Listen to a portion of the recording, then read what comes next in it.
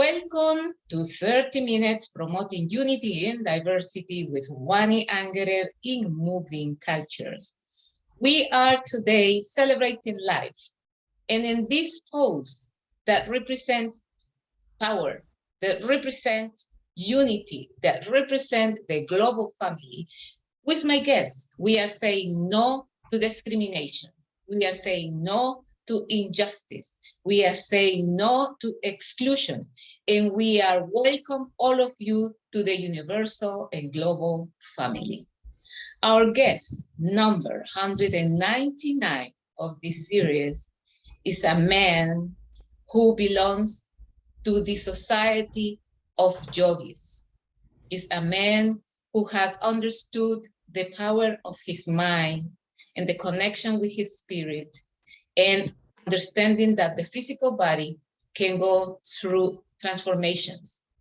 And all those transformations represent maturity, opportunities, and a way to inspire others to a better and more consistent life. So our guest is Kent Nazareth Yoga Man. How are you, Kent? Yeah, man, I'm doing well. I'm doing well. How are you?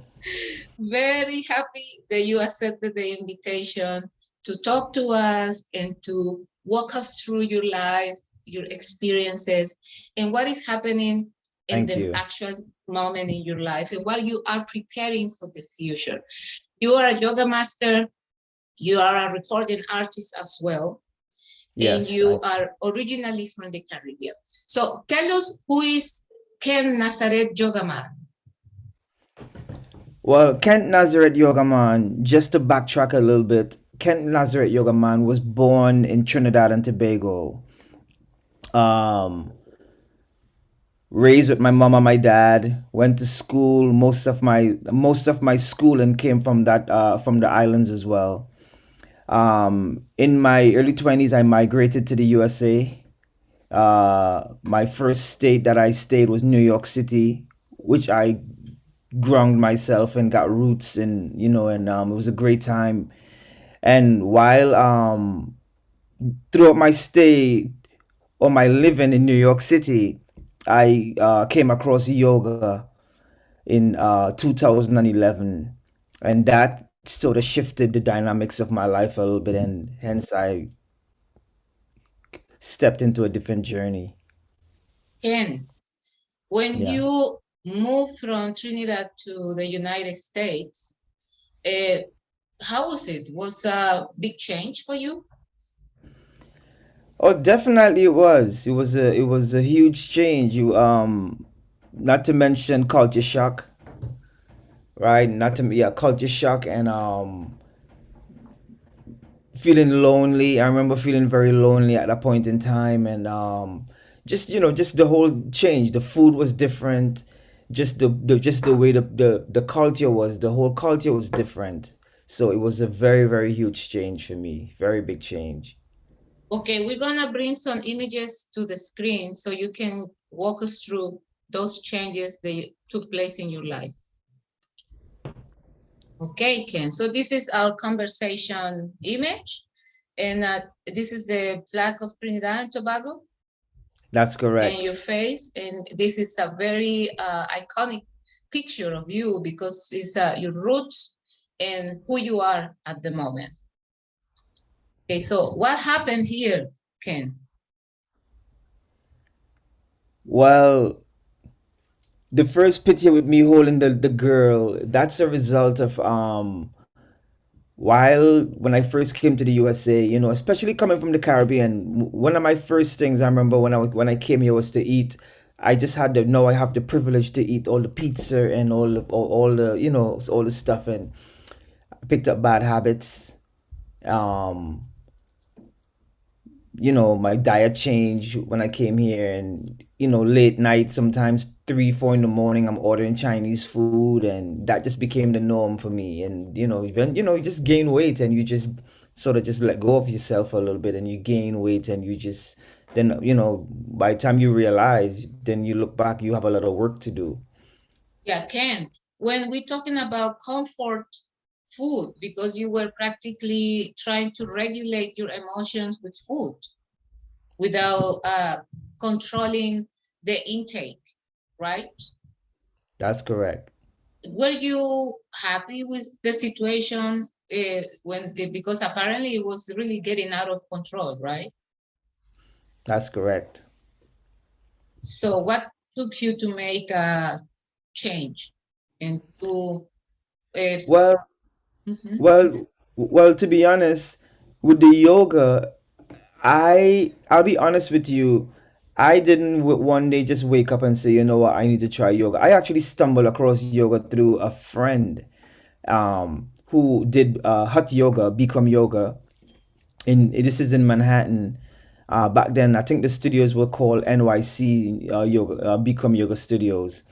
And back then there was these things called Groupons or living social deals. And she got a deal for two people to go, and I ended up going to the yoga, and I just fell in love with it.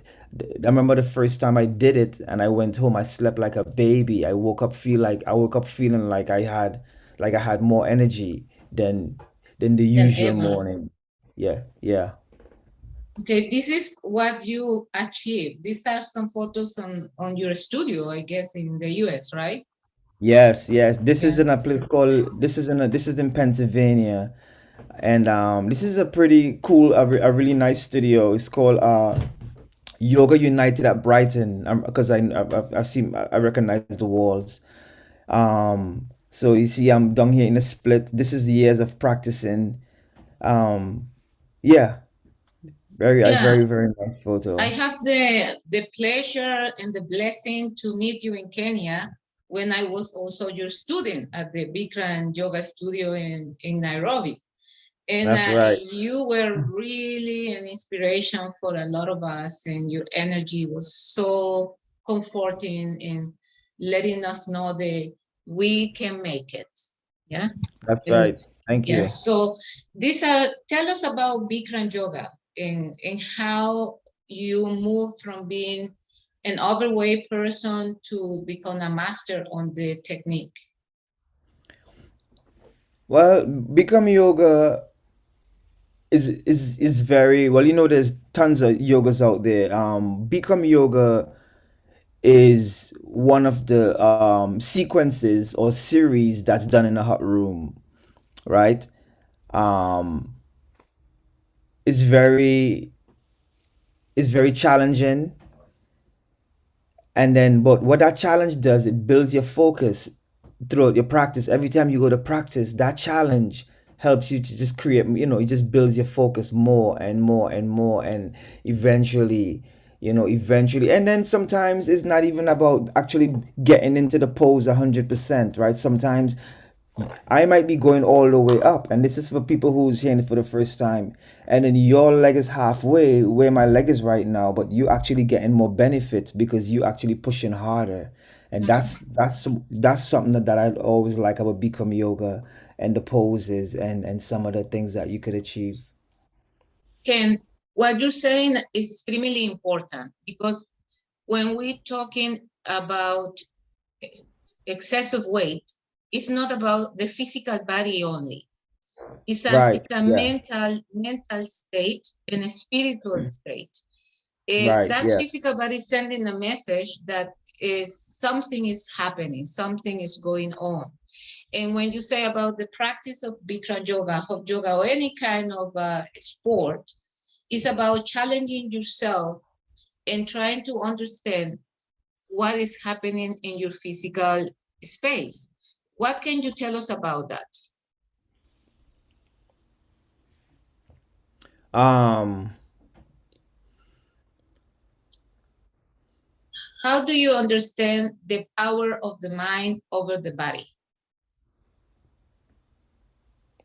Well, throughout yoga, with yoga, right? It slowly, the more you learn to control your body, it also helps to slow the mind down a little bit, and hence the mind have a little bit more time to, it's not as stressed, Mm-hmm. right? It's not as is not as busy, like, from the day to day. Is so then so therefore you have time to create a sacred space for yourself. Mm-hmm. Mm-hmm. Ken, this photo is very powerful because represent what we're discussing today. There is unity and diversity. We have a little kid there. We have a lady on the other side. We have men in the studio. It's a Bikram is a very inclusive technique, and I think all Yes, sports are yes. very inclusive. Tell us about the classroom, the hot yoga classroom. How do you feel when you have to teach to so diverse public? Oh, okay. um one thing with Bikram Yoga, and I glad you bring this up, Wani. One thing about Bikram Yoga, the room is always diverse because anybody could actually do Bikram Yoga. You see that this little guy standing here right in front of us. Well, normally, traditionally, for Bikram Yoga, kids under maybe 10 years old, they come in the room and they practice for the last part of the class. Now, Bikram Yoga was designed where someone 85 years old could practice Bikram Yoga, someone 15 years old could practice Bikram Yoga, because the poses sort of remain the poses remain the same, and it's very, you take it as far as you want to go. So a lot of people is gravitate, a lot of people throughout time realize that, and they sort of gravitate towards Bikram Yoga because it's very, at the same time, you could make it as rigid as you want it to be, but you could also make it as gentle as you need Okay. it. How is it? Because I remember in Kenya, the temperature was like 36, 37 degrees. No, it's It's, no, no, no, was I think it was 100, it's 105 yeah, 105 Fahrenheit. Yeah, but Fahrenheit. yeah, That's correct, I right? still I have to remember how much is that in Celsius. But the thing is, I remember my times doing Bikram yoga. Like Uh-huh. you said, every single day is the same position, same postures. But That's every day, correct. as I felt like some days I was very strong, some other days I was not so strong. Some days the poses were easier, some days the poses were so hard.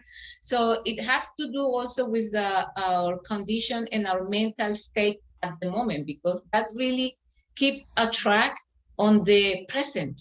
And every That's day right. is different. That's right. Okay, let's move Yeah. here.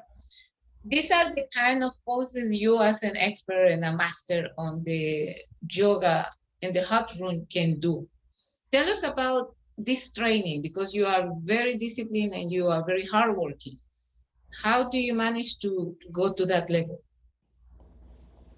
Well, through practice, um, and just learning to build strength. Um, you just learn to build strength. Every time I walk in the room, I always try to learn something new, even if I'm doing the same thing. Yeah, but I always try to learn something new about it. I'm always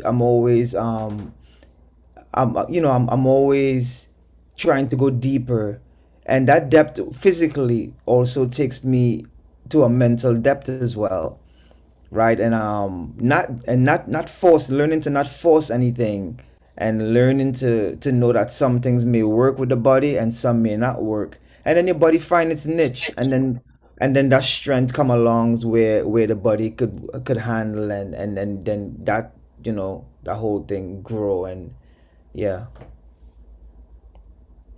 This, you are creating the Kent Nazareth Yoga Man is your new brand.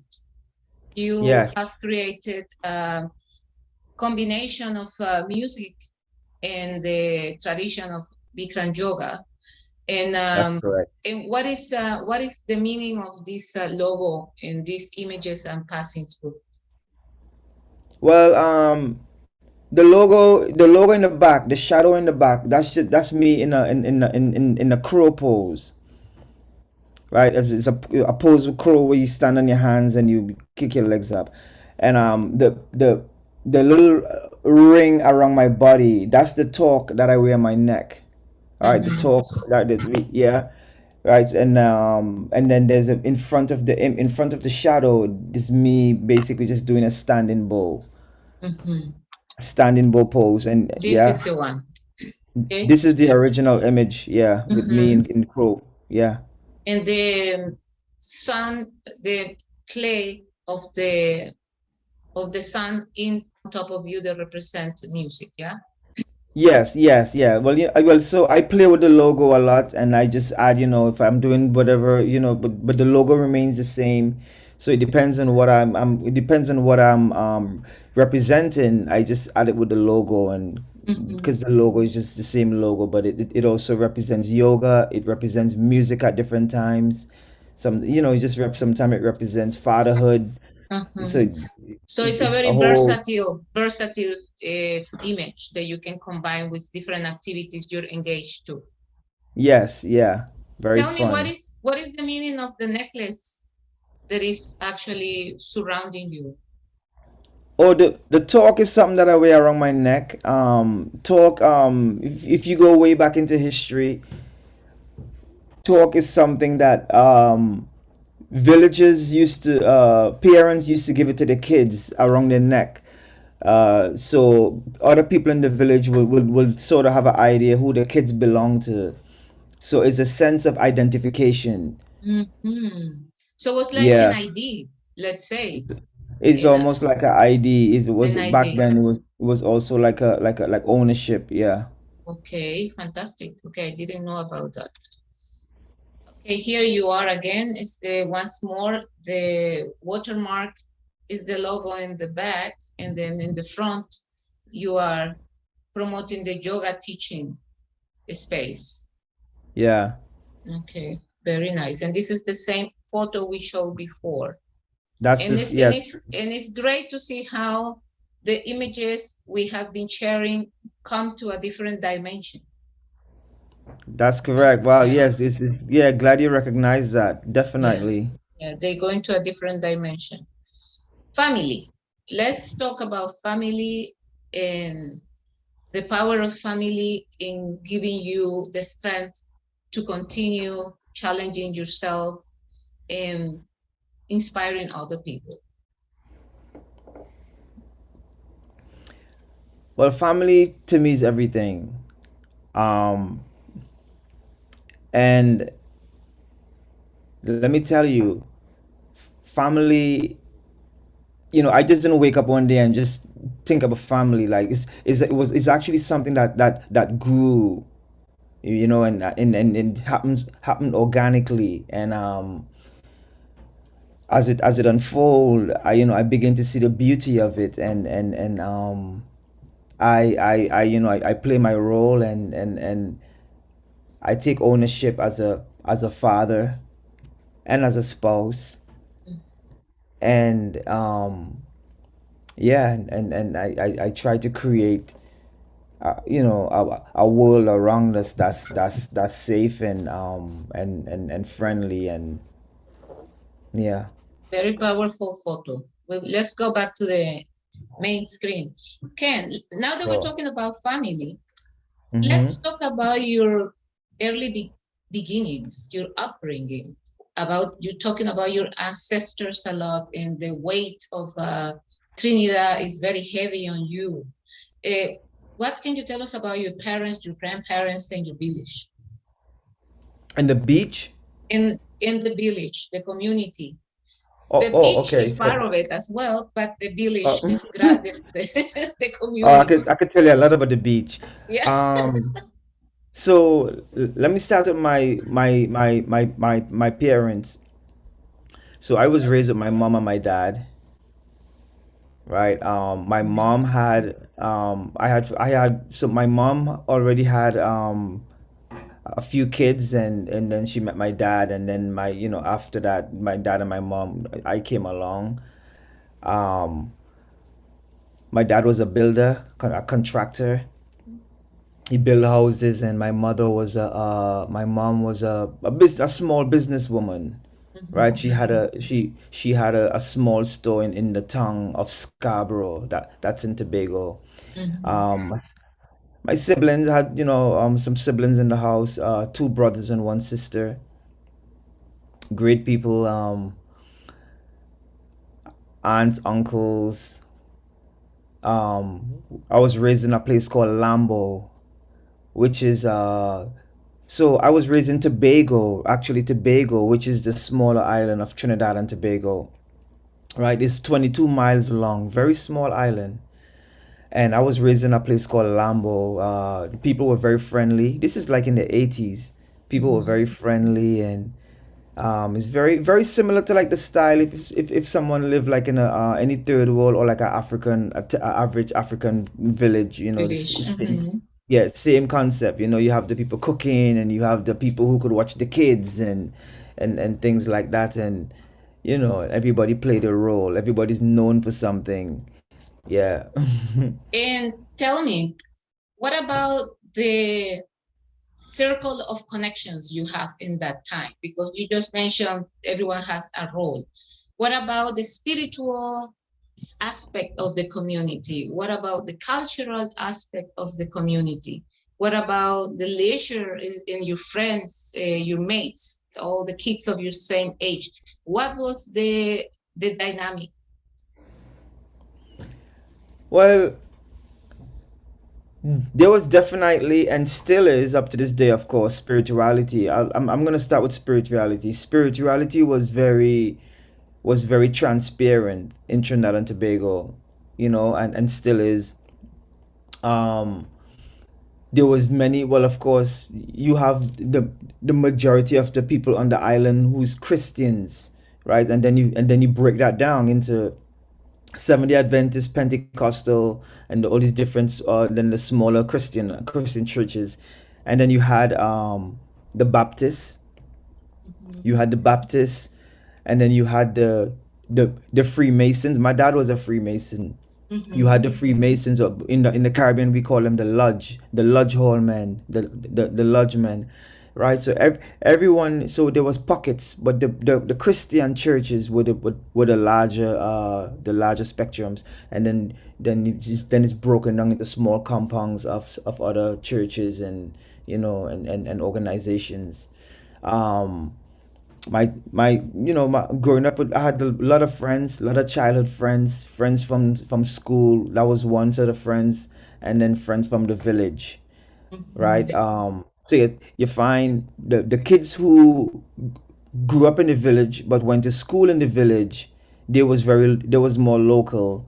But my parents sent us up in the city, so it was we had a broader a more broader friendship, you know, with people Mhm. from different parts of the island and stuff like that. Yeah. And when you're talking about your parents being open-minded and also then understanding that you needed to have more, because living in an island is not much space. Like you say, Right. it's very limited. But Very. they were also visionaries. They knew and they wanted you to go across the island. You know, how do you get inspired, or what was the situation that make you move to the United States? Well, moving to the United States was that was my choice. Me being the last kid, my parents used to always say Kent is the one who's gonna travel, and because I was always busybody, just even being on the island, I'm all over the island. I was just everywhere, and I just wanted more, and I just wanted more. So coming to the States was something that I kind of did on my own, and but well, from friends who came abroad right after we finished school, and so there was like back then we had a couple of friends in Brooklyn, and certain parts in New York City at that point in time. Mhm. And I think I just came out for a small vacation, and I used to go back and forth for a long time, for maybe like a year, go back and forth, and then I just decided to stay. And yeah, I stayed and I settled in the Bronx in Uh-huh. 2000 and no, in 1998 or something like that, or somewhere. Yeah. How is your perception to the island now that you come back? Because every time you were back and forth, and I guess your vision of the community in Trinidad was different and it's different now because you have seen things uh, from all over the world. So what is your position every time you go back home? When I go, what's my position? You mean what's my, or how do I view the island? Yeah, Like my, but it's like, how do you feel? Because I say position because yeah, it's like, how do you find yourself in the island? It's like Ken in right. the island, right? Because it's different about how you see it and how you insert yourself in the community every time you come back. Oh, I mean, very, and that's a good question. Very different, and sometimes very different, but at the same times, when I go, I get a lot of childhood memories and a lot of that nostalgic moment. That those moments come up, of Mm-hmm. childhood and stuff like that. Um, but it's very, nothing stays the same. Nothing stays the same. You go home and it's just different, but it's the same culture. But Mm-hmm. at the same time is a evolving culture. Is a evolving. People brains are growing, and people is doing things. But let me tell you, and it's very and that's very confusing, Wani, because I go home and tell myself, okay, I am a Trinidad and Tobagonian, and I go home, and somebody's gonna talk to me, and then within in the conversation, they might say something like, "Oh, you just visiting," like they sort of they don't categorize me in that category anymore, Yeah, yeah, and yeah, at the same exactly. so and then everywhere you go, so now I'm kicked out of my own culture in a way, like just jokingly kicked out, Mm-hmm. and now I have, is Yeah, very but but it's like you become a nomad. So right, yeah, exactly. So somewhat. you are not only Trinitarian anymore. So you are a citizen of the world. Is that That's right, that's the situation because we met in Kenya. You're right. Trinitarian, and then you have moved to other countries, other societies, and that's my question when I say, how do you? What is your position? Because the position is very physical, right? But where is your heart? That's the question. My heart is in Kenya always. Yeah, you see. My heart is definitely in Kenya. Yeah. The experiences and the connections. I think your career as a recording artist was also grew and was built up during your experiences in Kenya. It's true that you were Yeah, and already a musician, you were very musical, but I think you started to really come serious about it in Kenya. Tell us about that experience. How do you transition from yoga master to also be a recording artist? well, the music was always in me, huh? Yeah. Like even from a long time. I mean, I've done some recordings way back in the day as a child, back way back then. Nothing serious. So, but I was always, if you was close to me as a friend, like a close friend, I'm always singing something, or always, you're always doing something musically, right? Like it just in your house or whatever. But in 2018, first I was gonna write a book. I was going through a little rough patch. Just kind of, I had some downtime in the USA, and I was gonna write a book.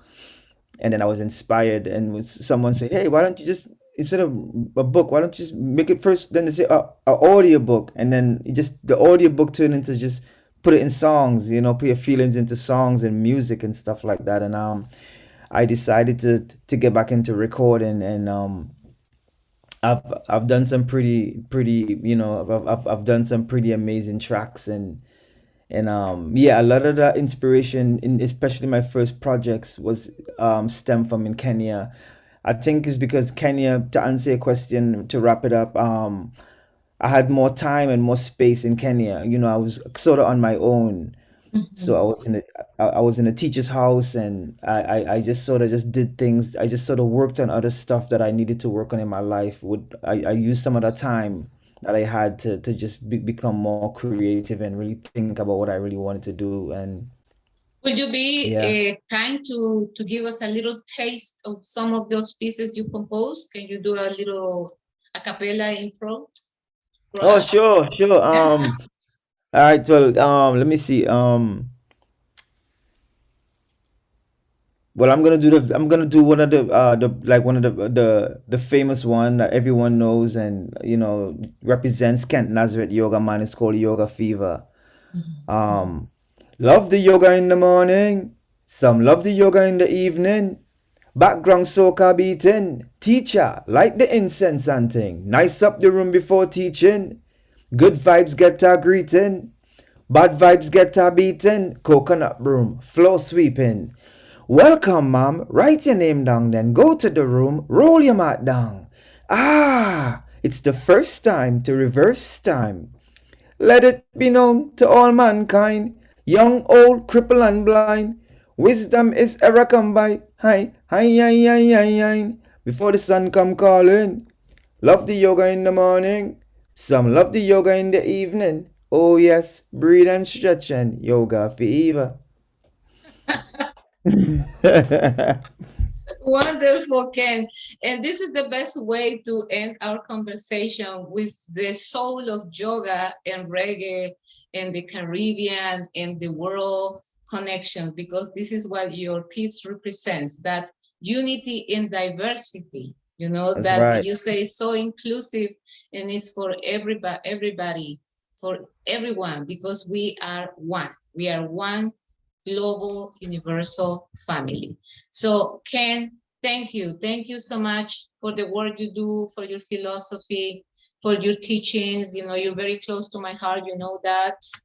And let's keep celebrating life. And we know the power of unity and diversity.